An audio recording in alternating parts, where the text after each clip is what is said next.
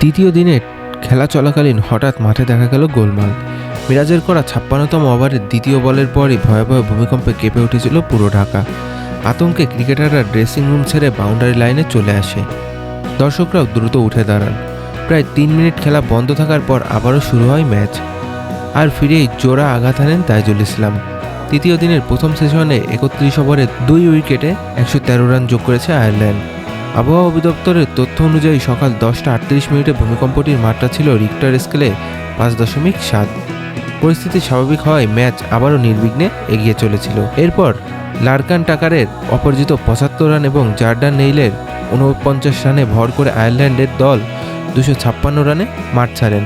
তবে ২১১ রানের ঘাটতি পূরণ করতে পারেনি সফরকারীরা।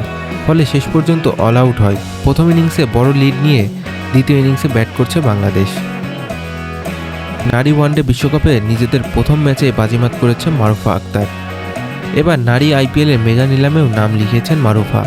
২৭শে নভেম্বর দিল্লিতে বসবে এই নিলাম, যেখানে মারুফার পাশাপাশি বাংলাদেশের আরও ২ ক্রিকেটার স্বর্ণা ও রাবেয়া নিবন্ধন করেছেন। ৩ জনের মূল্যভিত্তি ৩০ লাখ রুপি ধরা হয়েছে। মোট ২২৭ জন ক্রিকেটার নিলামে নাম লিখিয়েছেন, তার মধ্যে ৮৩ জন বিদেশি এবং দল পেতে পারেন মাত্র ২৩ জন বিদেশি ক্রিকেটার। এবার নজরে থাকবেন মারুফা, স্বর্ণা, রাবেয়া।